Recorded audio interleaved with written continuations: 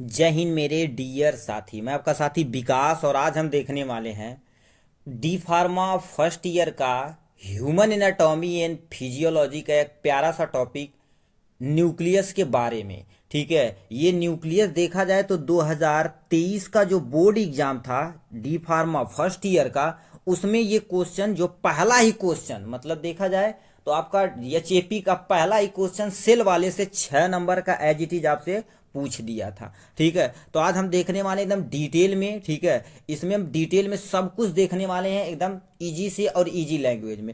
आपको डायग्राम कैसे बनाना यहाँ से आप देख सकते हैं, हमने डायग्राम बना दिया। तो आपको कैसे क्वेश्चन को अटेम्प्ट करना उसी को हम यहाँ पर सीखने वाले। तो देखिए ये आपका, ठीक है, ये देखिए पार्ट फर्स्ट था और उसमें ये क्वेश्चन दिया गया था। तो वो पहला ही क्वेश्चन था। ठीक है, पहला ही क्वेश्चन था, right A note on nucleus. Nucleus पे आपको क्या कर देना, नोट लिखना। देखिए आपको नंबर के अनुसार ही क्या कर देना, इसे लिखना है। ठीक है, तो इसे कम से कम आपको क्या कर देना, 2 पेज में आपको लिखना, क्योंकि ये 6 नंबर का है। ठीक है, अब 2023 के यदि पेपर सोल्यूशन देखना चाहते हैं तो इसी के लिंक में हम डिस्क्रिप्शन में दे देंगे। आप वहां से क्या कर सकते हैं, पेपर पूरा सोल्यूशन आप क्या कर सकते हैं, देख सकते हैं। ठीक है, आप यदि पेपर सोल्यूशन देख के जाएंगे तो आपके अंदर कॉन्फिडेंस डेवलप होगा कि किस तरह से क्वेश्चन आता है और किस तरह से एग्जाम में लिखना है। ये सारी चीजें हम जानकारी इस वीडियो में दे देंगे। ठीक है, तो चलिए हम स्टार्ट करते हैं। पहले लिखा है शॉर्ट नोट ऑन न्यूक्लियस। तो देखिए आप सेल यदि पढ़े होंगे, ठीक है, तो उसमें न्यूक्लियस एक टर्म आता है। न्यूक्लियस क्या होता है, यदि कोशिका पढ़े होंगे तो ये आपका क्या होता है, कोशिका। कोशिका के सबसे बीच सेंटर वाले पार्ट में क्या होता है, एक भाग होता है जिसे हम क्या बोलते हैं, केंद्रक हिंदी में बोलते हैं, बट इंग्लिश में न्यूक्लियस बोलते हैं। न्यूक्लियस क्या कर देता, पूरे सेल को कंट्रोल करता है। कुछ भी एक्टिविटी यदि करानी है, यानी सेल डिवीजन भी कराना है, तो इसे ही कंट्रोल करता है ये। तो इसमें पहला पॉइंट लिखा है, nucleus is also known as control centre of cell. इसे क्या बोला जाता है, कंट्रोल सेंटर ऑफ सेल। जैसे आपके घर में आपके पेरेंट यानी पापा होंगे तो क्या कर देते, पूरी फैमिली को कंट्रोल करते हैं कि कौन सा क्या घट गया, क्या बढ़ गया है, किसे एजुकेशन देना है। ठीक है, मतलब एजुकेशन तो जितने भी पेरेंट होते हैं दुनिया में वो तो नहीं चाहते कि हमारा बेटा खराब हो, वो सबको एजुकेशन प्रॉपर में देते हैं। ठीक है, तो आपको क्या कर देता है, पूरे घर को कंट्रोल कौन कर रहा है, आपके फादर कर रहे हैं। उसी तरह से हमारे कोशिका यानी सेल जो होता है उसे कंट्रोल कौन करता है, यानी न्यूक्लियस करना है। ठीक, इसे हम मास्टर ऑफ द सेल भी बोलते हैं, मास्टर ऑफ सेल भी बोल सकते हैं। ठीक है, ये नीचे में अब नेक्स्ट क्वेश्चन यहाँ पर नेक्स्ट पॉइंट में लिखा, न्यूक्लियस इज स्फेरिकल। स्फेरिकल होता, डबल मेम्ब्रेन होता, क्या होता, डबल मेम्ब्रेन होता, build up the phospholipid and protein. ये किसका बना होता, फास्फोलिपिड यानी फास्फोरस प्लस लिपिड और में प्रोटीन इसमें ऐड होता है। ठीक, तो हमने 2 पॉइंट ये सीखा। Nucleus are present all eukaryotic except mature RBC. मतलब जितने भी तुम्हारे पास क्या होते हैं, यूकैरियोटिक ऑर्गेनिज्म होते हैं। अब यूकैरियोटिक क्या होता है, ऐसे ऑर्गेनिज्म जिसमें क्या होता है, न्यूक्लियस अच्छे से डेवलप होता है और न्यूक्लियस के ऊपर क्या होती है, डबल मेम्ब्रेन होती है, उसे हम क्या बोलते हैं, यूकैरियोटिक ऑर्गेनिज्म बोलते हैं। अब प्रोकैरियोटिक जस्ट इसी का उल्टा, उसमें न्यूक्लियस वेल डेवलप नहीं होता, उसे न्यूक्लियोइड बोलते हैं। क्या बोलते हैं, न्यूक्लियोइड बोलते हैं। और उसका जो न्यूक्लियस होता है उसके ऊपर मेम्ब्रेन नहीं होती है। ठीक है, तो इसके बारे में आप 3 पॉइंट लिख दिए। चौथा पॉइंट में क्या आ जाता है, nucleus have the chromatin that combine with the histone protein to forming chromosome. कहने का मतलब क्या कर देता है, ये आपके पास न्यूक्लियस जो रहता है उसमें ऐसे थ्रेड धागे जैसी संरचना रहती है जिसे हम क्या बोलते हैं, क्रोमेटिन बोलते हैं। जब ये हिस्टोन प्रोटीन नामक से क्या करता है, तो एक तरह का हिस्टोन प्रोटीन होता है, उसके द्वारा जब बाइंड करता है तो क्या बनाता है, क्रोमोसोम बनाता है। किसका बनाता है, क्रोमोसोम, ऐसे स्ट्रक्चर में ऐसे क्रोमोसोम बनाता है। ठीक है, हमने ये पॉइंट लिखा। नेक्स्ट पॉइंट में देख रखा है, दीज क्रोमोसोम कंटेन जीन। यही जो क्रोमोसोम होता है ये जीन को कंटेन करता है। अब जीन क्या होती है, डीएनए की जो सबसे स्मॉल फ्रेगमेंट होता है, जो स्मॉल टुकड़ा होता है, एक छोटा सा टुकड़ा होता है, उसे हम क्या बोलते हैं, जीन बोलते हैं। ठीक है, that are refer to as the nuclear genome of cell. मतलब जो सेल होता है, ठीक है, उसका क्या कुछ भी करेक्टर सब कुछ कोडिंग के फॉर्म में जीन के अंदर लिख दिया जाता है। ठीक है, ये था उसके न्यूक्लियस के बारे में इंट्रोडक्शन, हमने 3-4 लाइन दे दिया। अब हम हेडिंग डाल देंगे क्या, यानी स्ट्रक्चर ऑफ न्यूक्लियस। तो स्ट्रक्चर ऑफ न्यूक्लियस में आप क्या करेंगे, प्यारा सा ऐसे देखिए क्या कर देंगे, स्ट्रक्चर बनाएंगे। ठीक है, देखिए सबसे पहले बाहरी पेंसिल से आप बनाइएगा एग्जाम में। देखिए सबसे पहले क्या करेंगे, ऐसे बाहर से बाहर ऐसे बना देंगे और क्या करेंगे, यहां से छोटा छोटा क्या कर देंगे, ऐसे ऐसे इरेज कर देंगे। ठीक है, यहां पर हम इरेज जो सफेद कलर का ले लेते हैं, सफेद तो है ये नहीं भाई, क्या किया जाए चलो कोई ना, ठीक है। तो हम थोड़ा सा बना देते हैं, 1 बना देना, 2 बना देना, 3 बना देना, 4 बना देना, 5 बना देना, और इसी के अंदर ऐसे कर देना, ठीक है। यहाँ से ऐसे कर देना और यहाँ से ऐसे कर देना, यहाँ से ऐसे कर देना। इस पे बनाना थोड़ा डिफिकल्ट है, अभी कॉपी होती तो हम बड़ा तगड़ा बना देते हैं, ठीक है। तो ये हो गया। फिर ये जो तुम्हारे पास होता है, चलिए बगल में देख लेते हैं, यही तुम्हारे पास क्या होगा, डायग्राम है, ठीक है। ये डायग्राम है, बीच बीच में क्या कर देना, ऐसे ऐसे इरेज कर देना, इरेजर से जब पेंसिल से एग्जाम में बनाओगे तो, ठीक है। तो सबसे पहले जो बाहरी वाली मेम्ब्रेन होती है उसे हम क्या बोलते हैं, न्यूक्लियर मेम्ब्रेन। यदि सेल के ऊपर पाया जाएगा तो सेल मेम्ब्रेन, यदि न्यूक्लियस के ऊपर पाया जाएगा तो इसे क्या बोलेंगे, न्यूक्लियर मेम्ब्रेन। देखिए यहां पर क्या लिखा है, न्यूक्लियर मेम्ब्रेन, जो सबसे पहला पॉइंट आपको लिखना ही लिखना है, ठीक है। तो न्यूक्लियर मेम्ब्रेन, आप देखिए सबसे पहले ये हेडिंग सब कुछ डाल दीजिएगा, ठीक है। और ये बगल में क्या कर दिया, ऐसे प्यारा सा डायग्राम बना दीजिएगा। फिर क्या करिए, इन्हीं हेडिंग को लिख लिख कर और इसके अंदर एक एक दो दो लाइन लिखेंगे तो आपका पेज भर जाएगा। लास्ट में फंक्शन हेडिंग डाल देंगे, आपका काम बन जाएगा, ठीक है। तो सबसे पहले क्या दे रखा है, न्यूक्लियस के बारे में। देखिए न्यूक्लियस क्या होगा, जो सबसे बाहरी मेम्ब्रेन होते हैं उसे हम आउटर न्यूक्लियर मेम्ब्रेन बोलते हैं।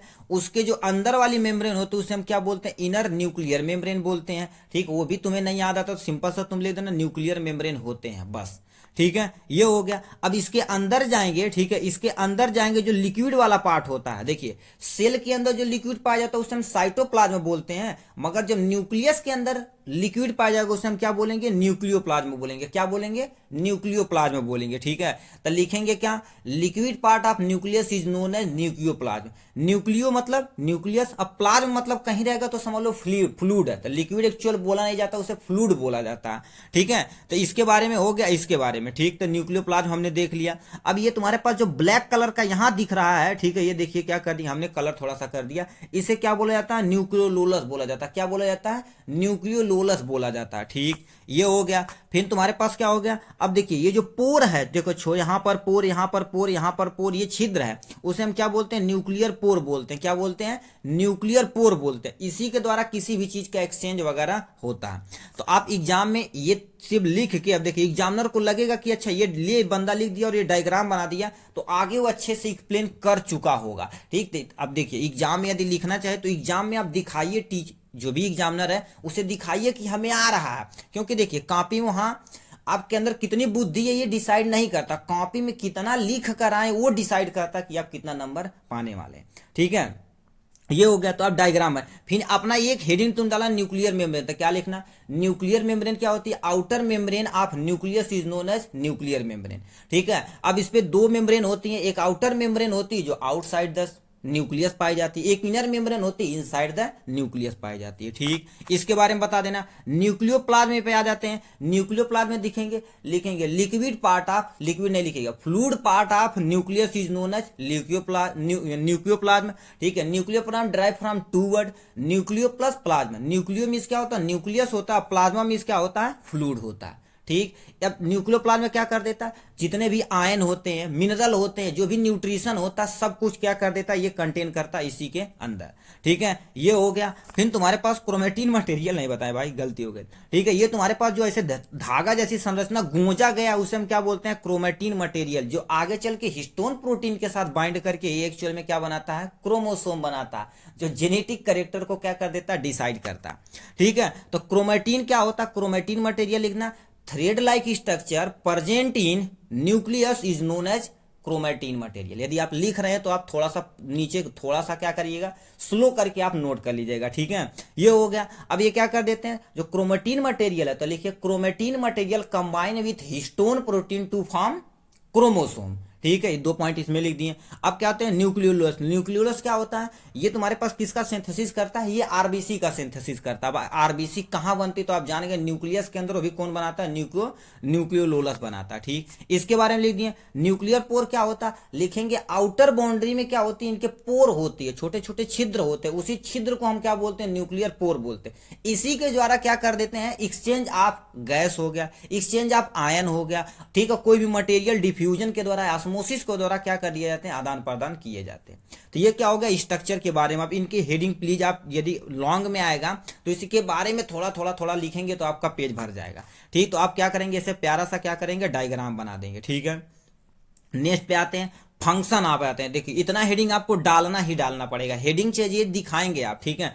फंक्शन में सबसे पहले सेल डिवीजन का काम न्यूक्लियस कराता, ग्रोथ का काम न्यूक्लियस कराता, क्योंकि बताइए जब ग्रोथ करेगा तो सेल डिवीजन होगा तभी तो ग्रोथ होगा, ये होगा। डिफरेंशिएशन ये भी कराता है, न्यूक्लियस कराता, कि प्रोकैरियोटिक है कि यूकैरियोटिक है, इसके बारे में। फिर लिखा it control the heredity character of an organism, मतलब कोई भी लिविंग ऑर्गेनिज्म है उसमें जो हेरेटिक करेक्टर होता है उसे कंट्रोल करने का काम कौन करता है, न्यूक्लियस ही करता है, ठीक। इसके बारे में दे रखा। और नेक्स्ट दे रखा storage of heredity material DNA, अभी क्या बोले हैं, जो क्रोमेटिन मटेरियल है वो हिस्टोन प्रोटीन के साथ बाइंड करके क्या बनाता है, डीएनए मटेरियल बनाता है। तो यहां पर क्या करता था, डीएनए, अब डीएनए के अंदर छोटे से जो फ्रेगमेंट होते हैं उन्हें हम जीन बोलते हैं, ठीक। ये भी क्या कर देता है, हर एक करेक्टर को उस पर कोडिंग की रहती है, ठीक है। ये दे रखा है इसके बारे में। Production of ribosome in nucleus, मतलब क्या कर देता है, देखिए अब प्रोडक्शन देखो यहां पर लिखा है न्यूक्लियोलस जो होता है वो राइबोसोम का प्रोडक्शन करता है, और राइबोसोम जानते हैं प्रोटीन फैक्ट्री हमारी सेल की होती है,